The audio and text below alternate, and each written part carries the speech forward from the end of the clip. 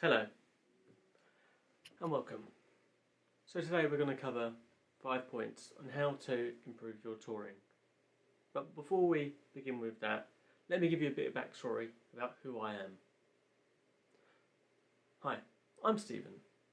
I own a small promotion company which deals in putting on gigs for small and to intermediate sized artists such as bands and vocalists and singers to general public. So with that, I've seen a lot of problems for people. With that, I've seen a lot of problems that happen with artists that turn up, they're out on tour, and sometimes struggle with parts of the tour. So I thought I'd make a video giving people tips on how to improve their touring and how to increase their profits. Now, profits is the main thing. So,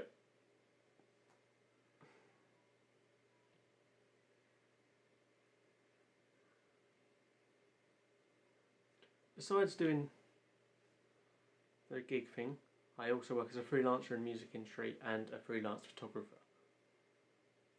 And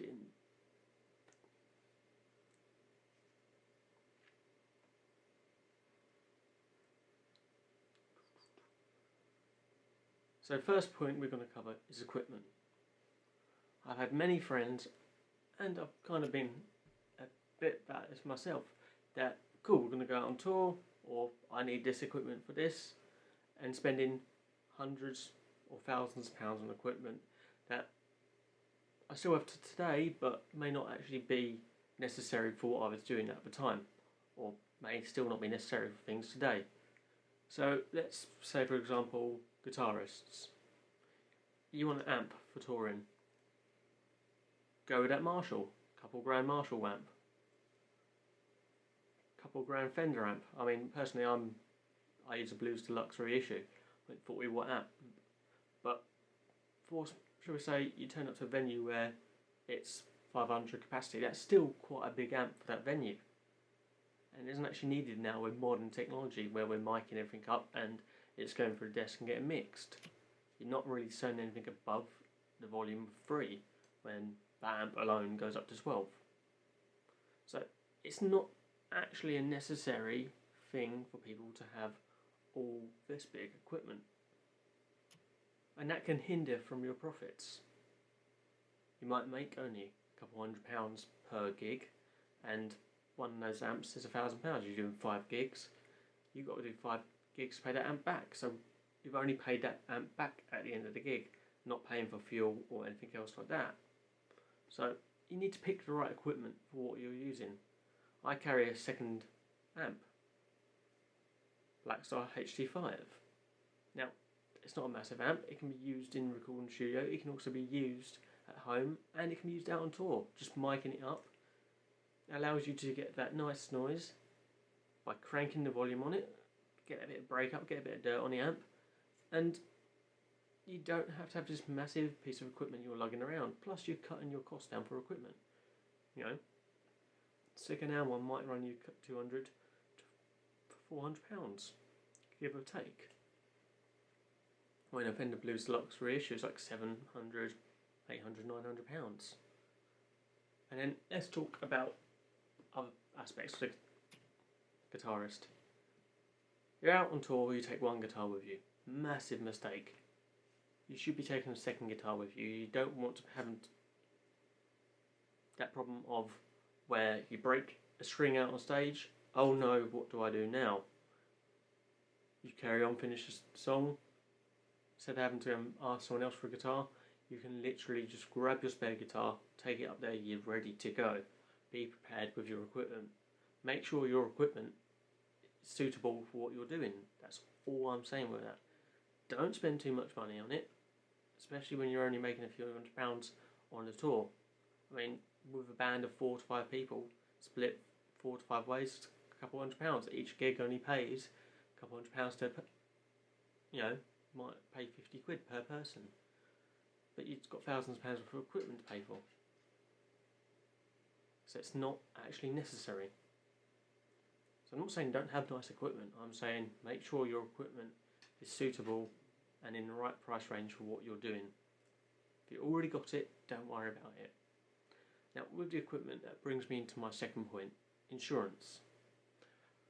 I've seen it time and time again on Facebook, on other group sites, where people are posting, has anyone seen what happened here? My band's been broken into, my equipment's gone.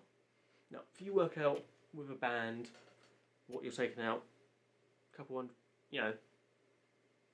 £700-800 on guitars for one person, double that for having two guitarists. That's £1,000 there, a couple £1,000. Amp switch, so people, again, you could be racking up to a couple £1,000. Pedal boards, again, bass player, amps, bass player. So you're already up to maybe £6,000 to £8,000 there. Bring in drum kit, could easily be £2,000-3,000 altogether. That's £10,000 there, plus any mics and additional equipment that you've lost from that vehicle. So, yes, it's a cost for touring, but it's that reassurance of if something goes wrong, you can still replace that equipment and carry on earning money as a livelihood. Because if you don't have that equipment, how can you earn money when that is your income? You need that equipment to earn your income. So you need to invest your time and effort into finding correct insurance that is right for you and what you're doing.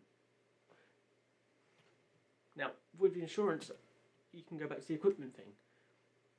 You don't have to pay for those big, expensive amps. You can contact companies that rent amplifiers out, and with that you get the insurance. So that means you don't have to take your own amps out. You can rent for a couple £100 an amp for a tour and get insurance with it. All costs covered, and that's things sorted. If it goes lost, gets damaged, that you're insured. It's part of the package with them. Point number 3, and I think it's one of the biggest points, is merchandise. Now you're out on tour, you get paid a couple £100 per gig. Lovely, that's a couple £100, but you're splitting that 4-5 ways. How do you make a tour monetarily profitable? And if you're out on tour, you should at this point be selling merchandise. Yes, it might cost you £5 a t-shirt to get made, but you sell that t-shirt for £10. You sell, shall we say, 50 t-shirts at that gig, where it could be a 500 capacity venue. It's 10% of the audience buying your t-shirts. 50 people buying a t-shirt, profit of £10 t-shirt, that's £500. That's an extra £500 there. Now you do that over the 5 gigs, £2,500. Your business as an artist, band, has now earned extra £2,500. So, what you need to be looking at is, what do my audience want to buy from me? T-shirts is a big one, tote bags, hats. It doesn't matter, as long as it's under that £20 margin, or 20 quid, it allows someone to pay cash out of their pocket to you for an item. Job done, simple. Okay, you have to carry an extra person possibly for that tour. Get one of the band members' girlfriends or boyfriends to cover that stand. If you haven't got that, shut down the stand while you're gigging, reopen it straight afterwards. There you go. You've now earned an extra £2,500 for that gig. That's some £2,500 you didn't have before. Yes, it might cost you a couple £1,000 or £1,000 to buy this sort of merchandise up front, but it then allows you to make profit as time goes on. So point number 4 is planning your routes. Now it sounds like a simple thing, but it happens multiple times. People plan their routes, for example, should we say London to Bristol. You do 3 stops on the way there, and you do that Bristol back to London, and you just drive from Bristol to London. Now that entire time from Bristol to London, you've earned no money. You're actually losing money. So what you do with that is you either plan one of your gigs on the way back from Bristol to London, so that you might have travelled halfway distance between Bristol to London, but you've got a gig on the way back that now allows you to earn money on the way back. So you're not having to travel that distance and lose profits for fuel, transport and such. So by planning your route correctly, allowing yourself to get to your end destination and come back while playing gigs means you're earning money the entire time and you're not draining your profits. So final point is, you've got a bit of money now, you've gotten big enough tours where you feel you should be hiring someone. Who do you hire first? Do you hire a manager? Do you hire a tour manager? Do you hire a booking agent? Who do you hire? My advice is you should be hiring a sound engineer first. Because at the end of the day, you are your product, your music is your product, and your gigs are your product. But that music is your product, so you should be producing the best sound possible for your audience. Your audience is there to get entertained. If you deliver crappy sound to them with a local engineer that does not know your sound, who's whacking the bass way above so you can't hear the vocalist, it doesn't work. If you bring your own sound engineer, they know you, you know them, you trust each other, they know the equipment you're using, they know what sound you're looking for. They can produce your product, which is your sound, which is your music, to the audience way better than any local sound engineer can. Okay, yes, you might get a good odd sound engineer. Keep hold of those guys' numbers. They're good, keep hold of them. But you should be bringing a sound engineer along with you. Now, we will cover what a manager will do for you, but for when you're out on tour, the first person you should be hiring is a sound engineer. If you think it's a tour manager, don't. If you're only doing gigs where 500 capacity, maybe even 1,000, you guys can still organise this yourself.